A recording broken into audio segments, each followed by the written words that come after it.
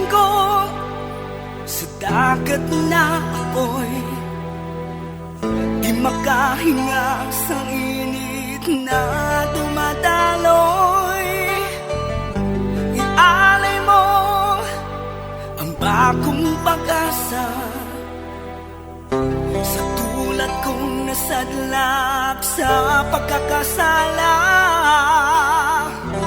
Provincial Jail, kasaysayan sa mga tinugang ang inakabuhi, naging bahin sang Provincial Jail. Sa diin ang apat kapamusod sang pader, naging lulubngan sang ilang mga handom kag mga kalipay, nga naging saksi man sang ilang mga pag-antos, kag kabudlay kag paghinulsol. Litong-lito sa nakakabingin ingay, di makatawid sa malawak na lakusan. Ialay mo ang bagong pag-asa sa tulad kong nasadlak sa pagkakasala. Provincial Jail, makig-upod kita sa ila pagpanarambiton, kag makigbahin kita sa ila kalipay, kag pag-antos, nga ilaman na agong sa Provincial Jail.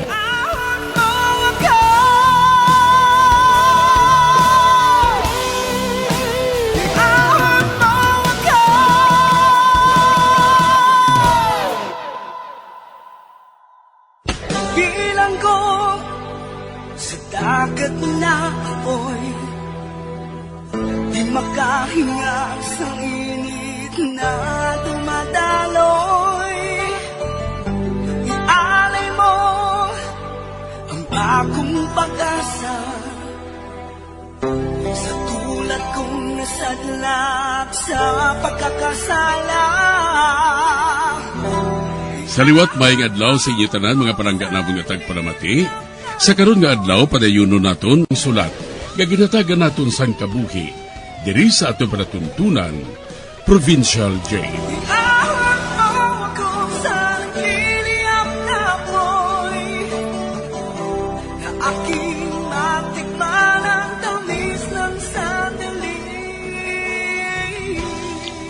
Bahin sang nagligad, nahaylo ko si Mrs. Borman nga magsulod sa nursing home. Agod mapatod ginamon kung anong nagkakatabo sa sulod sang nursing home. Diri sini nga bahin, padayonon kong kasugpon sang akong pagsaysay diri sa Provincial Jail. Diyan ang tablita nga ginhatag nila sa imo dire. Hoy, tranquilizer ato. Man, ang tagsa ka mga tigulang nga ari dire sa nursing home, ina-tranquilizer nila. Ganit daw sa sumbi sila kung tulukon. Sa diin na to? Hindi ka magkabalaka. Wala ko ato gininom. Gin-flush ko ato sa may banyo. Ate, maayo, gid.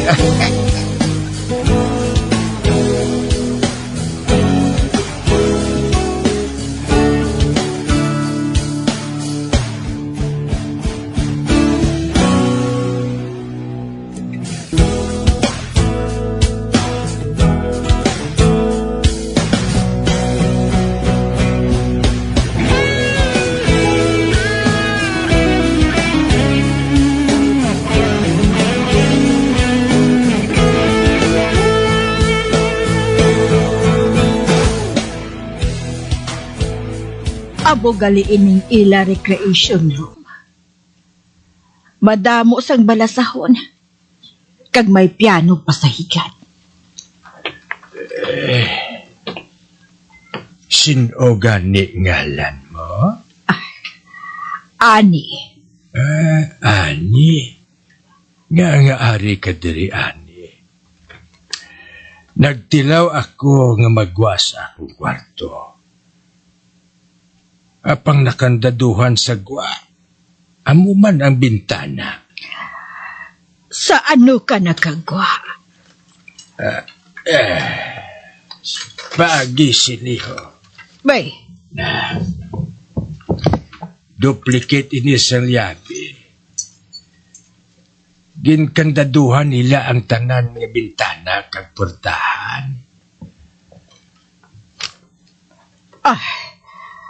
Ano ang maayo dira? Hindi ka magkuha, ha? Kay ipalagas kanila sa ito kung makaibalo sila nga nagwa ka. Diyos ko. Kung tani, wala ko ginbaligya sa ilang akon balay. May whiskey ako dire. Aliyo. Makaigo ini sa bulsa ko. Ano kikaimnon ko bala? Buksan ko.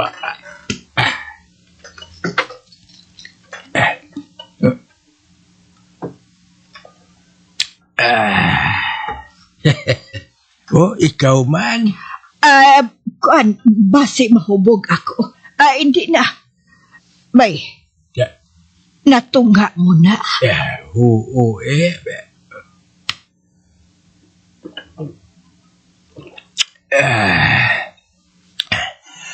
Abi mo, may plano sila para sa imo.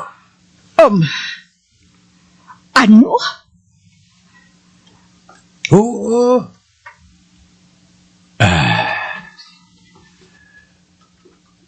May pangayoon ako nga butang para sa imo, ani. May, ano ina? Kung makuha kong papilis ang imo balay kag duta, sugot ka bala nga magpuyo ako pod sa imo? Ha? Pila ka na gani ka tuig? Magulang ako sa imo sang isa ka tuig. Amo bala, ate okay. Mabuligay kita, ha? Kag makasalig ka nga hindi ako manginsagapan sa imo. Ha? Okay? Mapakuno-kuno kita nga matulog na. Sa sina, hindi sila magunahuna nga may malaing kita nga tuyo. Gusto ka pala makaibalo kung nga ari ako dire? Bangod tigulang ka na? 88 pa lang ako, no? Nagsugod inisang naakusar ako sa isa ka krimen. Sa ano nga sala? Pangawat?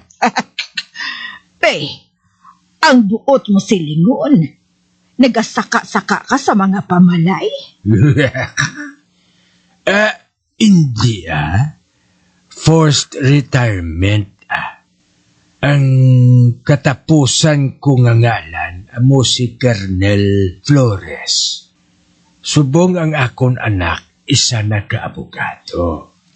May asawa na, nga social climber. May psychiatrist nga abyan ang akon anak. Kinpausisa niya ako. Kag nabukaran, nga may mild kleptomania ako. Nagsiling sila sa akon. Nga dulao nila ang akon malain nga background. Basta masulod lang ako sa nursing home. Kagamo ina kung nga ari ako dire. Ani, kung makuha ko ang mga papilis ang imo balay kag duta nga ginbaligya mo sa ila, mapasugot ka bala nga makig-upod ako sa imo? Ano?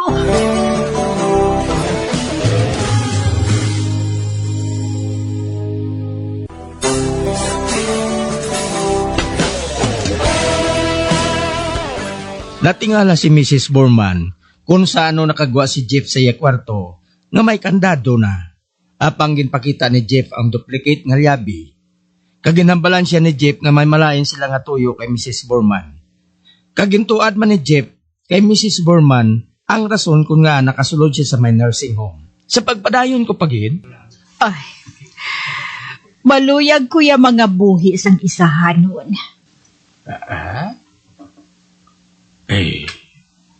Magpaminsar ka sa maayo, ani? Magpaminsar ka sa ginhambal ko sa imo, ha? Wala ako makahibalo nga kawatan kagali. Ex-crook, May isa pa kabutang nga ginapamensar ko. Kung may nagakatabo diri nga hindi maayo, kung ginapamatay nila ang mga tao diri, kinahanglan makakuha ako sang ebidensya. Amo ina ang akon kondisyon sa imo. Kung makuha mong ebidensya, basi kung magpasugot ako sa gusto mo nga matabo. Ate, Dil, ang buhaton ko lang amo nga masulod ako sa opisina. Kagkuhaon ko ang files. Tukibo naton kung sino ang mga balay kagduta nga ginabaligya sa ila. Kag kung sinugid ang mga tao nga naumid nila. Hindi ka magpadako ba? Ay, hindi eh. O, hala, may nagapakadto din eh. May mga tikang. Oy, Nagdulog sa gwa sang puwerta. hipos lang. Hindi man nila kita makita din eh. Magluwas lang kung magamit sila sang ido. Ido? Oo. Man may natabo na dire. Nagpalagyo ang isa katigulang dire sa nursing room. Nadakpan siya sa mga ido. Kag sa makita siya, daw sa suriso sa nga nadunod mo.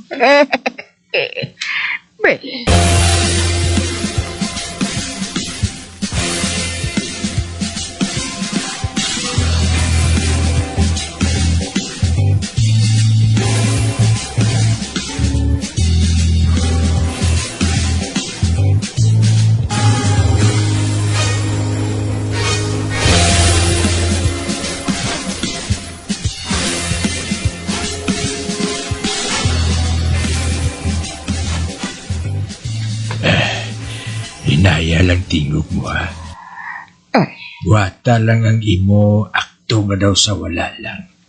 Ha?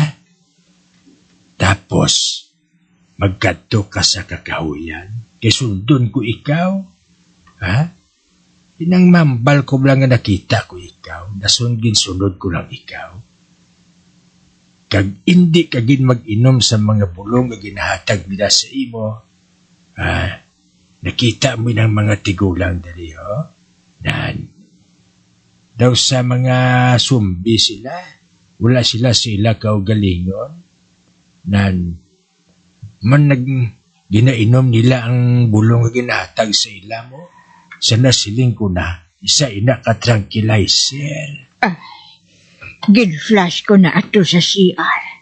Ati maayo. Siling ko na kid nga ari ka lang diri nay.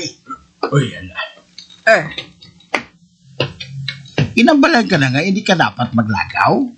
Kay basi kung madula ka mo. Husto na, misis. Hindi dapat nga maglagaw ka dali sa idalom kay delikado. Nakita ko siya nga nagalakat pakadto sa kakahuyan, ganigin sunod ko siya. Kaya basi kung may malaing nga matabo sa iya. Ate, sige na, dala na siya sa iya kwarto. Kapag sunod ka mo sakon. Oo man, misis, dali na. Uyatan ko ikaw sa maayo, para hindi ka makapalayo pa. Hindi ka mo magkanto sa inyo kwarto. Dala si Mrs. Borman sa recreation room. Paibalon ko lang ikaw kung ready na ang iya kwarto.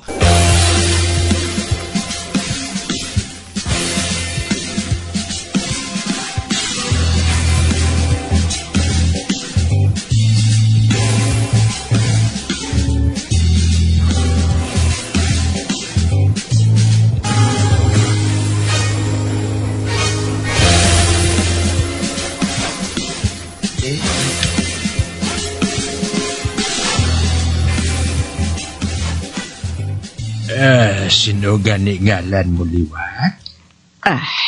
Si Ani. Muna ang first name mo? Oo. Ati okay Ako ya si Jeff. mapakuno-kuno kita nga matulog, ha? Mrs. Borman, dahil na. Dalong ko na ikaw sa kwarto mo. Magbaway ka na.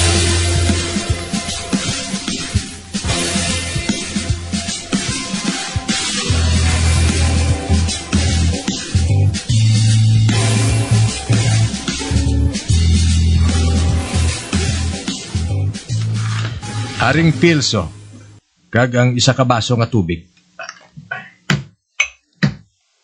Imnon mo ini ha, Mrs. Borman. Vitamins mo ini. Oo. Imdan ko na ang pills nga ini. Sige. Magwa ako. Magpaway ka dira.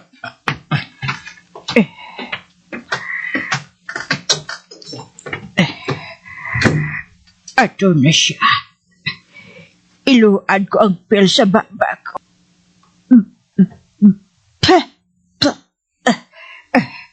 Ato. Natupra ko na ang pills sa basin. Ang bintana. Nakandaduhan. Kinhigtan inisang alambre. Sa perta. Mahingagaw ako gwa sa perta. Aring perta.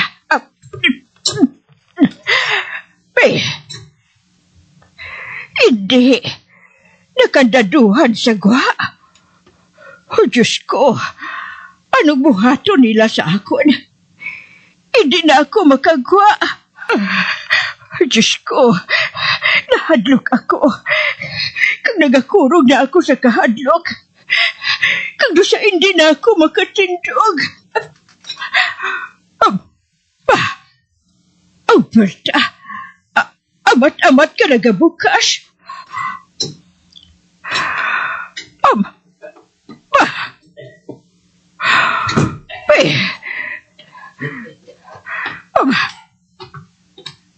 Jeff?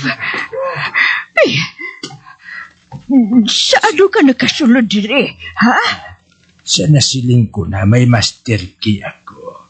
Ha? Amo na nga, nabuksan ko. Magluwas na sa bintana. Kay ginigtan nila inis ang alambre. Amo matuod, Jeff. Mayo na lang nagpabukot ka diri, Sang sa lagson ka sang ido.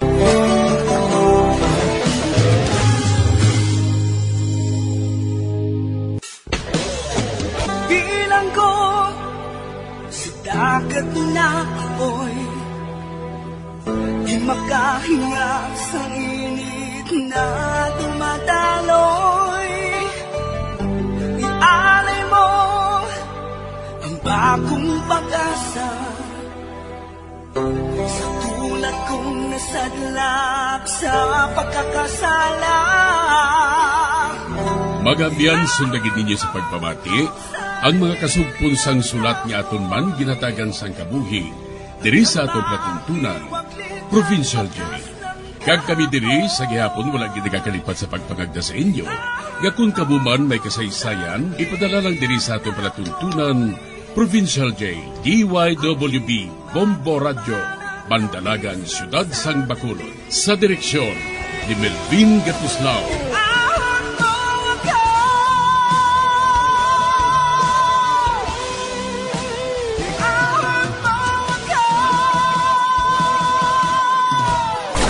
Bombo Radio Philippines.